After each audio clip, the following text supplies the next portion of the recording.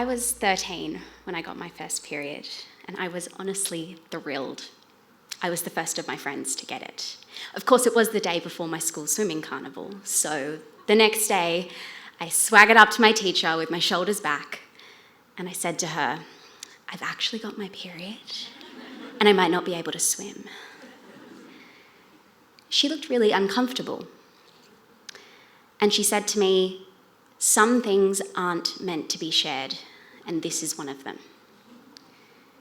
And I felt really embarrassed, and I thought to myself, okay, let's not talk about this again. Just a few months later, I started to get this pain with my period. It wasn't just a cramp, like how Google would describe it. It was this really deep, dull ache that would start in my belly, wrap around to my back, and then make its way down my legs. I'd sit in class, hot, sweaty, nauseous, clenching my hands into tight fists, just trying to stay focused on the teacher. And then I'd excuse myself to go to the bathroom and lie down, and I'd put my head on my hands, and I'd just try and breathe through this pain. And I told my friends I had migraines, because that was less embarrassing than saying I had period pain. By the time I was 14, my mum had noticed the pain that I got with my period, and she took me to the GP. He said the same thing that she was told when she was my age. Some girls just get bad periods, and some girls just have a lower pain threshold than others. Have you tried taking Panadol? I got the message. Stop complaining, Mill, and just toughen up. And I really tried. But by the time I was 19, my entire life revolved around this pain. I'd go to work, I'd go to uni, I'd see my friends, and then the pain would come, and I'd just disappear for a few days. My friends probably thought I was flaky. I didn't tell them that it was period pain, because as far as I was aware, they were going through the same thing, but they were just really way tougher about it. And then one day, I went to my uni GP to get a repeat prescription for birth control. My usual GP wasn't available, so I just booked in with whoever I could. And I explained my pain, why I needed the birth control, and she looked at me and said, "Have you ever been checked for endometriosis?" Endo what? This was the first time I had ever heard that word. A few weeks later, I had surgery, and doctors found and removed endometriosis growing throughout my body. And when I was recovering, I was told, oh yeah, that period pain that you experienced, it actually wasn't normal. It was endo. I was told that it wasn't curable, but they'd removed all the disease, so I should be pain-free for a few years, and then I'd need surgery again. And that was it. See you later. Except the pain came back 6 months later. And this time it was worse, because now I knew what it was like to live without it. I called my specialist, and he said, well, it can't be endo. I removed it all. You should probably see a psychologist. And so I saw a psych. And while it definitely helped in some ways, it didn't help this physical, cyclical pain that I got every single time I got my period. And one night I turned to Google. I saw an ad for a clinical trial. It was really vague, something about this drug that wasn't yet approved in Australia, but promised to stop endo pain completely. I was 21, alone, what felt like absolutely no one in my corner.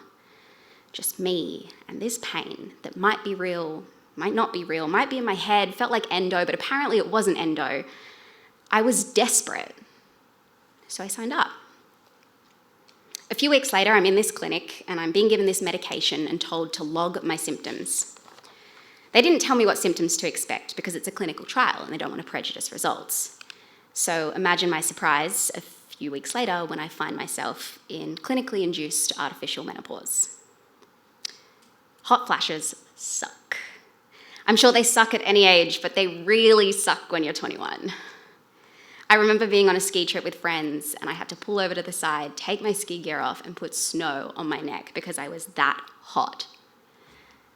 And I remember telling my mum about it, and she said, "Yep, that's menopause." And honestly, I was okay with it because it stopped the pain. For 9 months, I had my life back. But then a scan showed that my bone density was like someone in her 50s. And I was pulled from the trial, and the pain came back. I went online again, and this time it was a Facebook group for people with endo. And I saw this post from a woman who said, "I wish someone had told me that endo could affect fertility because I would have frozen my eggs when I was young." Wait, what? Endo affects fertility? No one had ever told me that. So I booked in with my GP. And she said, "Don't worry about it. This isn't something you need to worry about. You're young." But she gave me a referral for a blood test, and I did it that same day. The shame of being told you're possibly infertile at 21 is heavy. It feels like failure. You spend your teenage life trying not to get pregnant that you never consider you might not actually be able to. I ignored the results. I put my head in the sand. I figured my body would just sort itself out. And then 6 months later, I repeated the test and the results were worse. And I was told if I wanted kids one day, I needed to act now. I needed to freeze my eggs. I was 22. I'd sit in this fertility clinic waiting room, surrounded by women 10, 15 years older than me, often with their partners, talking about starting a family. And I'm just there, 22, and I don't even know if I want kids. I could afford to do 3 rounds, but the results from my first 2 rounds were really poor.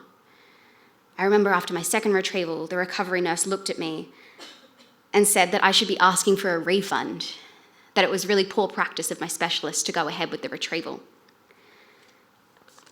I'd actually gotten the most eggs in that retrieval that I had in the entire process. I was doing my best. About a week or so before I started my 3rd round, I was out for dinner with my cousin when my phone rang. And it was Robbie from the Australian Jewish Fertility Network. I'd emailed them asking for help. I knew they didn't usually support people like me, unmarried, not actively trying to have kids. But Robbie said that he'd read my story and he wanted to help, that the AJFN would help with the financial cost of the rounds, however many it took. Robbie told me that I wasn't alone. And that was the first time I'd ever heard that. I spent 2 more years freezing my eggs. I didn't get the numbers that I would hope for, but it was a decent outcome. And I was done. Physically, emotionally, I was done. And I figured I'd just move on, that was just a chapter of my life that I could shut the door on and keep going. But I'd been so busy focusing on egg retrievals that I'd forgotten about my endo pain. And it hadn't gone anywhere. In fact, it was probably the worst it had ever been. I felt like there was no next step for me. I didn't know anyone else my age going through this. I felt really alone. My medical team admitted me to hospital to help me get the pain under control. And while I was there, I started an Instagram. And at first I made reels of me doing food reviews and my skincare routine and get ready with me, because hospital is really boring. And then I posted about why I was actually there.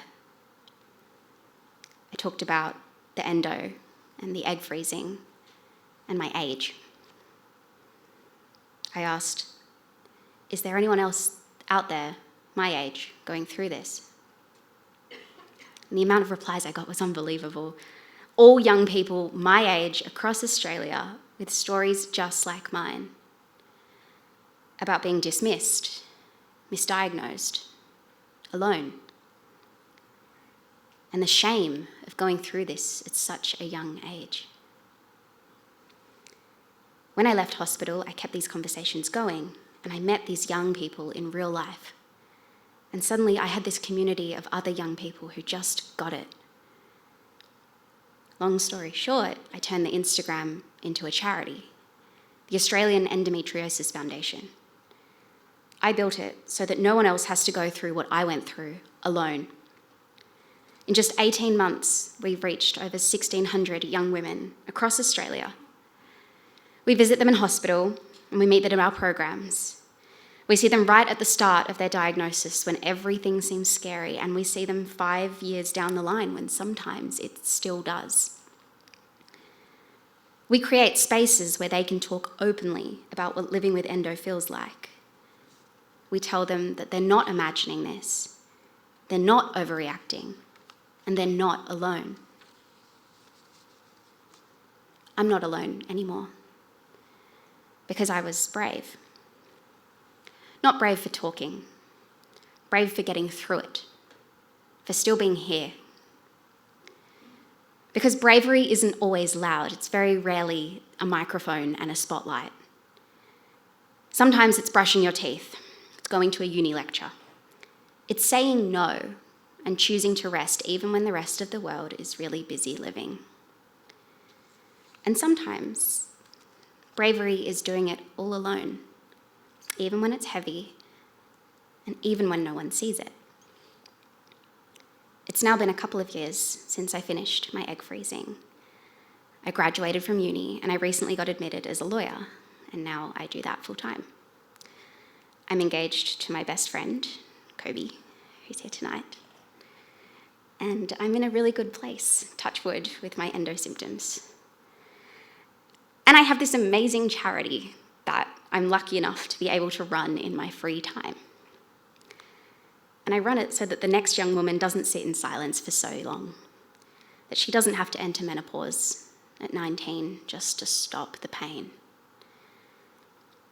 I'm proud of that because I know now that being brave doesn't have to mean being alone. Not anymore.